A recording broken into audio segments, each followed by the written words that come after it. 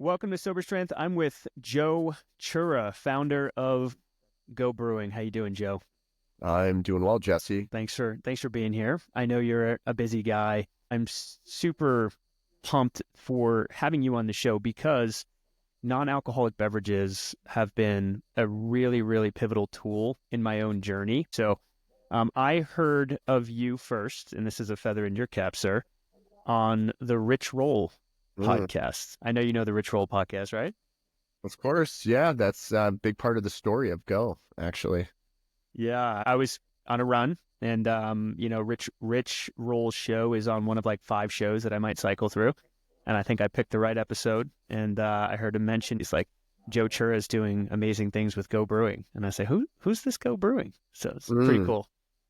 Yeah, that was the organic anecdote he gave. It was the podcast he did with was it Andy? It was one of the guys Yeah, from Andy Ramage. yeah, 1 Year No Beer. Hmm. And it was awesome just to hear that, you know, just to hear him say that. But he was here during kind of the inception of the idea. I had an event aptly named Go. It was right after COVID. Rich came out. He did a 5K run with us. We did a fireside chat. And at the end of this day event, I didn't want to hand out alcohol, so I handed out non-alcoholic beer. But like the attendees at the event, I had about 100 attendees. It was just such an impactful day. I was like, man, I had no way to like follow up with them or like to stay in touch with them. And that was just one of the many serendipitous things that happened that led me down the path of creating Go Brewing. Got it. Oh, so you created Go Brewing before that event, No, it was or after. So that it was was like I after? was handing out someone else's non-alcoholic beer, and I didn't want to hand out alcohol, but at the end of this event, it was like all about fitness, wellness. I had a couple speakers. We did yoga, martial arts training, and for this 5K run, it was just this whole day of like doing healthy stuff. And at the end of it, I didn't want to just hand out alcohol, so I was like, oh, I'll find non-alcoholic beer. Handed that out. Well, the event was called Go, so that was one of the things that kind of stuck in my head. Like, well, why can't I create a non-alcoholic beer that's healthy, that has a lot of variety, and it's like the beer I like? And that was just one of the many things that was the, causation of creating what I have. Yeah, that's awesome.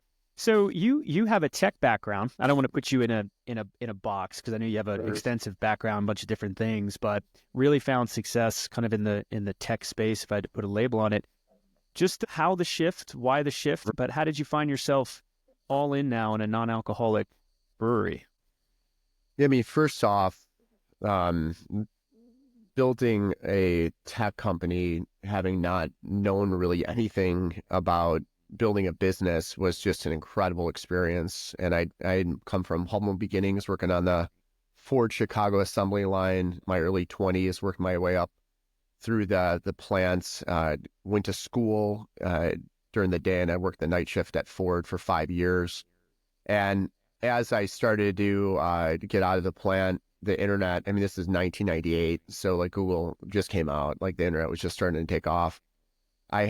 Was able to get a job outside the plant in the marketing sales division at Ford. Well, this is, again, early days of the internet, where I was kind of became the de facto digital guy. And my whole job was to kind of convince car dealers, that the internet was a real thing. And these people that are submitting leads and trying to communicate are real people. Up until that Hmm. point, dealers were used to fax machines and, like telephones. And that was it. It's kind of hard to imagine that world, but it was real. And after a bunch of years working at Ford, I really just fell in love with digital marketing and all aspects of it, and spent all my free time learning how to code and doing that stuff. Created this company in 2011 called Launch, and then in 2013 created another company, which was more of the software company, that essentially we built car dealers' websites. So if you go to any car dealer's website in America today, on the bottom it says made by whoever, and chances are it says made by Dealer Inspire. We have, I believe, number one market share right now in the automotive industry. Well, And it didn't start that way. In 2013, I had just a couple employees, lost a bunch of money trying to create this idea. By 2017, we were number 39 fastest growing company in America, and ended up selling both companies in 2018 to cars.com, stayed on there as a chief innovation officer. I became a chief innovation officer after a few years of cars.com, which is a public company, which I learned a ton about business through that experience. But along the way, I felt like I was just missing something in my life. I thought by selling businesses, I would just be on top of the world and I would just kind of stay there. And what I realized, it was the journey and everything I experienced that was the fulfilling part of that whole thing. So I then started to find myself doing things that weren't fueling me. So the company grew to 900 employees, thousands and thousands of clients. So you can imagine as a founder, you spend less time in the innovation side and more time in the dealing with issues side of that could be employees, clients, whatever. And that's really where I was spending my time. And it was the opposite of what fueled me personally. So I started drinking more than I should have, and started to gain a ton of weight, really put health last in my hierarchy of needs, and knew something had to change. I was like, what's the point of having done what I've done if I'm going to die of a heart attack? And I watched my father succumb to alcoholism in 2006. He was involved in drugs and just really couldn't control his drinking and passed away way too young. My younger brother was headed down the same path. And I was like, man, something has to change for me. So my wife and I did this challenge at kind of the middle of 2020 called 75 Hard. Yeah. Yep. Heard of it. You know about. And it changed my life. It was the first time that I had abstained from alcohol for a period of a couple of weeks. Probably the most I went was maybe a couple of days. And what I realized is I had been under the cloud of alcohol for decades of my life and not even realizing it. Even the days I drank once or twice a week, figuring it was no big thing, I still had it in my system. It was still there. It still created this kind of baseline in me. And when I, like 30 days into this challenge, I felt like I had superpowers. I felt incredible. I'm more mentally clear, felt skinnier, just not as bloated. The bags that were under my eyes that I thought were perpetually there were gone. I was like, man, there's something here. But I still had these massive cravings for beer because I developed these habits, as many of us have. And the only thing that helped me was non-alcoholic beer. And so that was kind of the start of the catalyst, the idea, going back to what we talked about a few minutes ago, meeting Rich, having this event called Go, and then a few things with my tech company changed post-COVID. We got rid of some office space. There was some shuffling around. This brewery became available because the brewery the cidery that was here was the cidery we're at now. They actually subleased space at my tech company. And so just like all these signs in the universe started to happen. And I was like, man, I got to follow this. And I would go home after my 9 to 5-ish job. And, I would just have all these ideas because I'm like, man, I'm an entrepreneur at the heart of it. And I need to fuel myself through creativity. And that was just an interesting discovery moment in itself, is that like really doing a self audit of yourself and figuring out like what fuels you. And I didn't realize what was missing until I started creating Go. And I was like, that's what was missing. It was the creation and the building something from nothing, and now building this product that can not only help me, but can help a lot of other people with not necessarily just being sober, like that's amazing too, but to help reduce their dependency on alcohol. Yeah. Well, you said that's what was missing, but it sounds like you had started other companies from scratch. Was it the second part of what you said there, the fulfilling part about helping people in an altruistic way, that was missing? Or it was something else? It was two things. So when I started those two companies, everything I did feel fulfilled, but they got so big that I started doing things that weren't fulfilling me anymore. So you're a builder, creator. You can still be a founder of something, and now all of a sudden you're in a different stage, and that stage, like I wanted to hold on to it, but at the same time, I was like, nothing I'm doing is fulfilling me right now. And I came to that realization. It was tough. And I even, they gave me another job at cars.com to be the chief innovation officer. And they're like, just innovate, help us with M&A and like do all this stuff. And that was cool too, but it was different than like, I love creating systems, processes, products, like marketing ideas, like all of it is what kind of I need to be fueled. It's not just one of those things. Yeah. Yeah. Hey, you mentioned a father and a brother. Any other entrepreneurs in your immediate family? How do you go from, working on a Ford assembly line to starting, well, how many companies now? Is this your third? Oh, I have some others too. Yeah, Some others? Yeah. some others too. Have you been able to pinpoint what is it about you that you're able to do that or wanted to do that or saw opportunities to That's a do it? question. I don't talk about this a ton on podcasts, but my great grandfather invented the hamburger patty machine. So the machine that presses hamburgers, he invented it in the 30s and created a company called Hollymatic. The company went public. He helped pioneer the fast food revolution with Ray Kroc. And I think I have a lot of him in me. And I didn't even know this. Like when I was a kid growing up in high school, I was not going to be on the list of the people to succeed. I think I was a known leader because I beat my own drum. I would just do my own thing, but I was probably not on that list. But I had this entrepreneurial spirit that wasn't unleashed until I started the first company. And then I was just like, wow, like this is amazing. You just feel so intimidated initially. And it feels like such a stretch to go from like working a 9 to 5 to building a successful company or to building a company that can sustain you and your salary and a meaningful living, especially if you have your family, and I was really intimidated by that. But I have good genes. I will say that like, unfortunately my great grandfather who invented that, I didn't inherit any money from him. So I really a self-starter, but his DNA is definitely around the creation and my mindset when I think about things. Yeah. Yeah. I assumed you had to have some hardwiring to be able to do what you're doing and just see the opportunities and then seize them, right? I want to double click on one more thing that you said before I really want to dive into Go Brewing and the mission behind it and all that.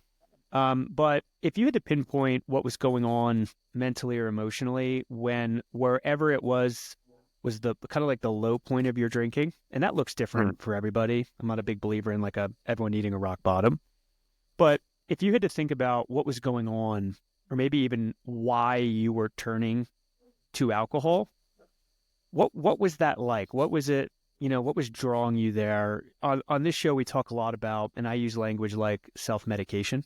For me personally, I can pinpoint in hindsight that I was using it to turn off my mind when I was ruminating too much, when I felt a little bit just kind of like I couldn't focus. But what was it for you? And then what was it like in that space before you made the pivot to do, whether it was 75 hard or just make a change? Hey, it's Jesse. And if you've been following this show, then you know I've had my fair share of struggles with alcohol over the years. You also know that I built a pretty solid toolkit to help maintain a healthy relationship with alcohol. Things like fitness, mindfulness, accountability groups, and technology. All great, all helpful. But there's one tool I've recently found that blew my mind, and I can't believe it took me so long to discover it. It's called naltrexone, an FDA-approved, science-backed, and affordable medication that helps reduce cravings and control drinking. The first time I took it, I'll never forget, I was skeptical and not completely buying into the idea that a medication can help me with drinking. But just after a few days, I could not believe how effective it was in eliminating all of my cravings for alcohol. It needs to be better known. And that is where Or Health comes in, and I'm honored to have them as a sponsor of the show. You can have doctor-prescribed naltrexone shipped discreetly and directly to your door. No pharmacies, no doctor's offices, just the help you need. It's online, it's private, and it's judgment-free, and most importantly, it works. As of today, over 35,000 Or members have been treated, and 76% of respondents report drinking less in just 2 short weeks. So here's how to get started. Text STRENGTH to 710-710. That's STRENGTH to 710-710. You'll take a quick, discreet survey, and they'll guide you through the entire process of trying naltrexone for the first time. It's easy, straightforward, and honestly, might be the best move you make for yourself today. So if you're ready to take a massive step forward in controlling your alcohol intake, text STRENGTH to 710-710 and let Or Health help you redefine your relationship with alcohol. It's funny because it's similar to how I use it today for a positive effect. And to play off of your point a little bit, it's that escape. And I say that because I still drink today in moderation, but it's completely the opposite of what it was. And just a quick story on that. Like I would find myself, I'd be coming home from a business trip and coming home, and I would land in my home airport, about to jump in my car, get a ride, and I would find myself stopping at the bar on the way out. Yes. You know, so man, there's just something here. Why am I doing this? And what I found is that it really allowed me to escape from a reality for a moment at a time. As we all know, that doesn't work long term. It does work short term. It does not work long term. And the problem with drinking and alcohol that I found is it's not necessarily the day that you have it, it's that next day craving for it. And the longer you can stay away from it, like in that 75-day challenge, day 76 was a breeze. Day 7 was really tough, and that was the thing for me. So how I use it today, I know that wasn't really your question, is actually in a very similar way, but it's very controlled. And that my detriment is I can't stop thinking about, I don't want to call it work, but Go Brewing. I can't stop thinking about what I'm doing. Like literally 18 hours a day. I wake up, that's what's on my mind. When I get the kids out of the house, I'm here. And the days that I drink, I can put that aside, which again, if you do that often, that's not a good thing because you're putting things aside constantly. So it was really kind of a moment to escape. And at the time I felt like I could, because I'm like, what's the ramification that I have? I was in a very fortunate position where now I'm financially stable for the first time in my life. I could point at something that I did that was really meaningful. I gave a lot of people jobs that still have them today. I felt like all these things were so good that I was just like, well, I could do this now. And then, as we all know, that's a downward spiral pretty quickly. You earn it. You earn it almost. You reward yourself, right? Yeah, 100%. It's just like my cravings were never at 8 a.m. They were at 5, 6. On weekends where you're rewarding yourself. Like, here's a beer, you deserve it. And I'm not saying there's not a time and place for that. There might be, but you just got to be careful with it and know that the next day, if you do it on Friday, Saturday, you know what's going to happen. 8 o'clock, you're gonna be like, oh, I'm not going to drink today. 5 o'clock, it's going to hit you even harder. Yeah, I can feel that. I did a whole series on this control release cycle, and originally it was a way when I was trying to articulate to my wife why I thought I was struggling. And what I realized was I spent all of my focused, intentional effort and energy, whether physically where I placed myself or mentally what I was thinking about, trying to control something. And then I asked myself, honestly, when I'm not doing that, what am I doing? Well, I'm releasing. So I'm jumping over to the other side and doing things to turn my mind off. At the time it was alcohol, but also things like just distracting my mind with, watching UFC or YouTube videos and allowing it to take me wherever it wants to take me. But what I figured out pretty quickly was I was spending almost zero time in the middle, which is the sweet spot of life, which is being present and connected and just fully aware of where you are. And I was like, wow, I'm living my life 90% in this control section out of fear. I'm afraid of being a failure. I'm afraid of, at the end of the day, imposter syndrome, whatever. And then because I burn out from that, I just jump over to turn my mind off. And my whole goal was like, how do I get in the middle, right? Like, how do I live deep? How do I live connected? Not just for me, but for like my kids and my spouse. And that realization, that visualization, that's what took me on the journey, which unfortunately, even when I realized that, I didn't get healthy yet because I kept working hard and I kept flying around the country and trying to prove myself, right? And then I eventually had to kind of really get to a place where I'm sneaking, garage beers just to be able to like sit down for Mhm. dinner and focus on my kids. And I still had to go a little bit more into an unhealthy place, but I eventually got there. And I'm just kind of seeing you nod a little bit as I talk, but does that resonate with you? Yeah, no, 100%. I mean, there's many times when I found myself in that position and sneaking beer and or sneaking something. When I was at that airport store, I was by myself. Right. There's sometimes I'd be at the movies with my kids and I'm, ordering three beers at the movie Yeah. theater. Like what am I doing? What I found is that like there's moments and there's periods of my life when I'm like on it, or like I can really kind of think about it being present if I'm into like an app. I'm sure you've seen them all, Yeah. and like Headspace or whatever. Like when it first came out, it was like, and you dive into that. I've been at events with Navy SEALs, commanders, like, and all about meditation, relaxation. And then there's periods of my life when I feel like I'm on fast forward. Like it feels like things are going so fast that the thinking of like being able to like take a breath and be present and meditate and just is so far away from where I'm at. And it's like a cycle that I've grown to just know and accept in a way. It's Mm. like it's something you have to observe, or I have to observe, know that, okay, I'm here now. How do I get to this other place? And sometimes it's harder than others. Yeah. Meditation and mindfulness is a big 2025 goal. I'm going to put it off for another 2 months, but Yeah. man, when I sit down and one of the early practices is just sit. You don't even like really try to do too much and just sit and let your thoughts come, acknowledge them and dismiss them. Brother, when I sit there and do that, it's like there is no empty space. It's just like thought, see it, Oh, another one, and they come from left field. I don't even know where the genesis of yeah. some of these thoughts, but they're just like flowing through. So, I mean, everyone vouches for mindfulness, but easier said than done when you're starting at a place where I am, and maybe you can be sometimes. I don't know. Yeah, I feel like What? it's for me, it's like when I'm running, I have my my earpods with me and I'll say, "Hey Siri, like create a note," because that's when ideas start really flowing.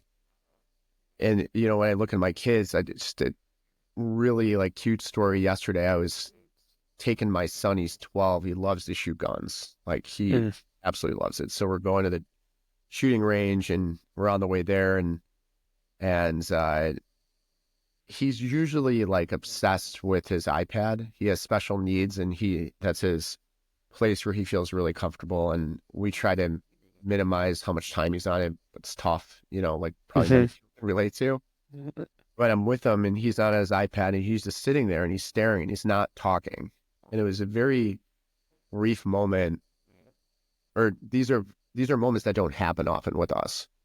And he Mm. was in there and I just let him sit there and I could tell he was thinking. And like 2 minutes into it, I'm like, "Hey, Grayson, what are you thinking about?" And he's just like, "I can't tell you. It's a secret." Mhm. His mind was going. And I was like, man, this is incredible. It sounds so small, but normally he is Oh so no. like, he's so into a device and he's doing the next thing. He has to be with the cousins and the neighbors and he's never like just chill. And it was just this beautiful moment with him yesterday that, if thinking about how we grew up, we had those moments a lot. We didn't have the distraction of devices. I used to stare out of a school bus going to the city and just look at the dew that was on the windows because there was nothing else to do, like, Yeah. and Yeah. now Good it's so example. different. It's so different. Yeah. Well, bless you. I didn't know you had someone with special needs. That's challenging. And let's go into moderation a little bit because you brought it up. Just as an observer in this space myself, in the last 5 years, terms are blowing up every day, like sober curious, and there's alcohol-free lifestyle, and there's all these, I think, really helpful, beautiful ways where if you want to have a better relationship with alcohol, it's more accepted, and there's different pathways to do it. Moderation. I mean, you got some great taglines, especially for an NA, brewery, like drink more beer, remember tomorrow. Can you just go into a little bit about why it is that you chose moderation to champion that? And then maybe a little bit like, since you've been in this space, what's it been like? Yeah, yeah. I think my my answer is going to tackle both of those right away. When we first opened, I was shocked on how many people here like physically opened, and because we have a brewery with a tap room and everything, and doors open, probably 30 to 40% of the crowd was sober. And I was shocked. I actually did not think there would be a large sober audience for our product. And that was only because of what I saw in my own immediate family. And my dad I don't think I've ever seen him drink a non-alcoholic beer in his life, but I couldn't imagine someone in recovery. I thought it'd be taboo to have a non-alcoholic beer, but I realized very quickly, and looking at the journey of my brother now, how if you really have a hold on your sobriety, like non-alcoholic beer or beverages may not have an impact. I say may because everyone's on a spectrum. I cannot say that it shouldn't or should or whatever. Like there's so much individualism when it comes to your habits with alcohol and how you approach it. But it turns out about 80% of our customers are moderate drinkers. And when I developed the persona for the brand, it was literally like guy driving a truck in his mid 40s, likes to do sports. He's a dad. It was pretty much me. It was just like, here, like, this is you, Joe. And I'm like, yeah, well, Broaden your horizon. yeah. And that was the initial persona. Because when you create something, you got to focus on a person, you know? And Sure. if you think about it, it's pretty right on with maybe the core demo, but it's so hard with NA beer because it appeals to a wide variety of people, very similar to the demographics you were talking about, but there's also mocktail moms, so to speak, and there's beer connoisseurs that are just like really into the flavor profiles and like really dissecting everything. And then there's people in their 70s and 80s who just can't drink anymore. So it covers the spectrum. But when you first create something, you have to hone in on a person and a persona to be able to create a marketing plan and say, like, how do I want this person to feel? And that person was a mirror image of myself initially. So it was quite a surprise to see that sober side. So I'd say it's been an amazing group though to get to know, and they're so appreciative because they really didn't have anything before this, especially nowhere to go in person. And our beers gets sold more outside Illinois than it does in Illinois. But when people get a chance to come here, they really feel like they're welcomed. Even though we have alcohol here, we serve alcohol, we don't make it alcohol, but they just feel like, it's a safe place to be in. That's an incredible feeling. Yeah. Yeah. Well said. There has always been something very different about your brand from the first time I heard about you on Rich Roll. And if I could try to put words to it, it makes the whole journey seem fun. I think historically, the idea of struggling with alcohol, I think it was very stigmatized and connected to almost like a weakness. Like, well, what's wrong with you, right? What you're doing is like there's fitness, there's fun, there's men and women enjoying the product, of course, but like it seems like it's like, dude, this is freaking rad to like not drink all the time. Yeah. Use our products, it's fun. What you've created with your brand and the persona and what it represents, I think it's what we need as a society, obviously, because statistically, alcohol, we're not getting better with it culturally. So I think what you're doing is freaking awesome. Well, I mean, that means a ton. Thank you for that. And, it's truly authentic from the fact that we make our own product here, which I found out was pretty unique, actually, in the non-alcoholic space. Really? Yeah, most companies don't make their own product. They use a co-packer, co-manufacturer. I didn't even realize that. I didn't even know that was a thing. That few of the big ones, of course, make their own, but almost any NA craft beer except, I shouldn't say any, many of the NA craft beers except the couple really large ones don't make their own products. And, that's necessarily not a horrible thing. It's a lot easier to me because 90% of my issues that I have to deal with on a day-to-day basis are production related. And I could not imagine building a company and not having those. That said, the fact that we make it ourselves, the fact that like literally after this call, I'm and before this, I was in meetings about production, all days about production. We're counting down how many cases we need to make. We're doing a big launch with Costco, which we're really excited about. And Oh, good for you. Wow. all this stuff is happening, and it's really because we control our own products. And I think when you control your own product, you have this authenticity that I actually know every ingredient. Like I know how it's being made. We're part of making it. I'm not a brewer. I have very talented brewers, but I'm there with them in the trenches. And that is not dissimilar to like being there in terms of like working out or being fit or trying to be proud and confident of something you're creating. And we wanted to really have that come out in the brand. Veterans, you served us, now let us serve you. I'm Jesse Karajet, founder of Ultim Fitness and a proud U.S. Marine, and I couldn't be more honored to give back to you our Ultim Fitness app, absolutely free for veterans. That's right, with over 24 expertly designed fitness programs, Ultim Fitness rivals any top fitness app you can find on the market. Whether you're looking to build muscle, shed body fat, boost strength, or even run a half marathon, we've got you covered. Every workout comes with tutorials, video demonstrations, performance trackers, timers, and everything you could need so you're fully equipped to meet any fitness goal. Plus, veterans gain free access to our exclusive fitness community where you can connect, ask questions, and dive deeper into the world of fitness with others who've served. You can also access our emotional fitness courses for things like alcohol reduction, social media cleanses, and much more. There's no catch, no hidden fees, just a simple thank you from us to you. Visit ultimfitness.com, verify your military status, and we'll send you your free access right away. And if you're not a veteran, we want to support you too. Full access to everything I just mentioned is just $9.99 per month. So visit ultimfitness.com, that's ALTUMFITNESS.com, and build your fittest, strongest life yet. Live deep. Yeah, no, I think that's very important to people, and I'm glad you shared that. And I didn't know, and I don't think most people would guess that some of these products that you're enjoying in that NA space are not even made by that brand. I think the ownership of it is really important.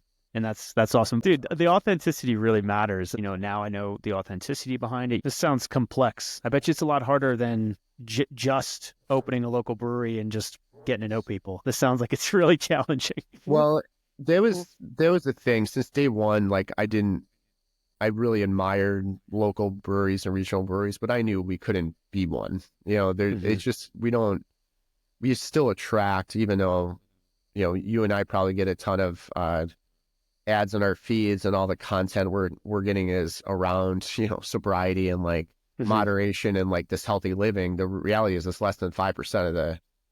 way less than 5% of the United States population. So like it's not like everyone where I'm at in the Chicagoland area is like different than that. It's, I would have a tap room and 95% of the population doesn't appeal to you. They're like, why would you do that? So I knew to be a viable company, we need to have a national beverage presence. And that was my goal since day one. And since that was my world, I felt very comfortable with that. I didn't know the retail side of it as much, but it's not as, that the logistics of that aren't completely crazy by any means. You ship, instead of shipping to someone's house, we ship to a warehouse of a distributor in Philadelphia, and then they get it to bars and restaurants. So when I say 20 states, that means in 20 states like Colorado, you're able to go to a bar and restaurant and find our product or ask for our product. And it's easy to get in those places, and chains as well. Chains meaning large grocery stores. But we do sell it across the United States. So our number one customer base is actually in California, and we don't even have distribution there. We just sell a ton of customers in California. Colorado is like, I think, in the top 5, I bet. Yeah. Let's talk about the ceiling, or maybe the future of Go Brewing. Where do you see it going? Where are the limits? So I don't look at things with limits. I look at like, what is the next thing in front of me, and or like a year ahead, because things change so much. I might have a vision for where we're going, but like I'm very pragmatic in the sense of like, okay, here's the finish line of this race, and the next race starts immediately. And right now it is, we're launching 100 Costco's coming up. That is Congrats. really big That's for massive. us. And we're doing this at the heels of creating a brand new production facility with another brewery. So there's a lot of complexity there. So really a lot of our focus has been like, how do we fulfill these orders, make them excellent, and hit a home run? Because if we don't do that, it's going to really be hard to get another order with Costco down the road, which then hurts our sales, our reputation, and everything. So really, that's been a major focus for us. Secondly is product innovation. So we're going to come out with another brand underneath Go. That is going to have be another social beverage, non-alcoholic brand, but we'll have some functional beverages or some functional elements into it, I'll say. And that should be coming out in the next month or two, that we're going to test online first and then go from there. And then for us, it's a matter of expanding our distribution next year. We're opening Texas, hoping to open California, some other states, and then really go from there as we continue to build our audience. Last year, we sold 40,000 consumers direct to consumer, so on our website and on Amazon. And that's just amazing data that we have to then remarket to those customers and be able to show them what new products we have coming out, and you don't have those same acquisition costs. So really trying to build that audience up and do the right thing over time to give them what they want, which is really styles and flavors of different beers and beverages. So in short, focusing on more of building this innovation platform of beverage, of social beverage, than anything else that allows us to be nimble and iterate quickly based on the market.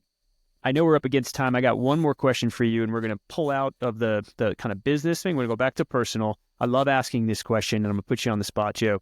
But if you could think of the single best piece of advice that you've ever gotten or read, and that could be in the business space, could be in personal space, whatever that is, or at least top of mind when I ask the question. But what is the best piece of advice that you think you've ever gotten?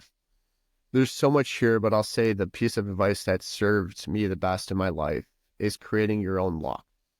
You have to do things, you have to show up, you have to be in places, you have to just get out there to create your own luck.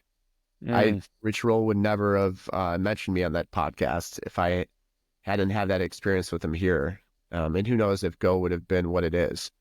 There's so many things that I mentioned even in this podcast of serendipitous things that are these serendipitous, or are they that I did so much to create our own luck that it really helped us. And another example of that quickly would be, we just did this huge billboard campaign all over Chicago. It's really hard to quantify billboards, especially as a young brand.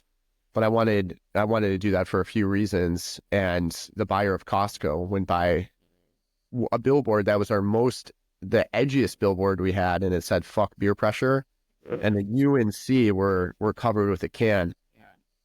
The day he came in here, he said, I drove past that billboard 13 or 14 times, finally went home and started Googling it. We happened to reach out to him right at that time period. He came in here, and it was just an unbelievable moment. We showed them the care that we put in our products, our lab, the quality, how we think about things. We even were trying to innovate with different design concepts, and they absolutely loved it. And that would not have happened if I didn't have that billboard there, which sounded like a crazy idea. Yeah. A chance. Like I could give you 100 examples of that, just to do things to create your own luck. Luck doesn't happen sitting on the couch. Luck doesn't happen when you're coming up with reasons not to do something, like luck happens putting yourself out there in a multitude of different ways every day. And then all of a sudden you're like, wow, I'm lucky. It's like, well, you kind of created some of that for yourself. Yeah. I love that. Put yourself out there with no specific expectations, but just expect that like movement makes movement, and you never know what's next, man. That's beautiful. What else is beautiful is "fuck beer pressure." That's probably the best tagline I've ever heard. Hey, Joe, I'm going to put all sorts of links in the episode description, your URL. I'll mention the beer club there, your Instagram profile. Any other places that you would direct my audience to find and enjoy your products?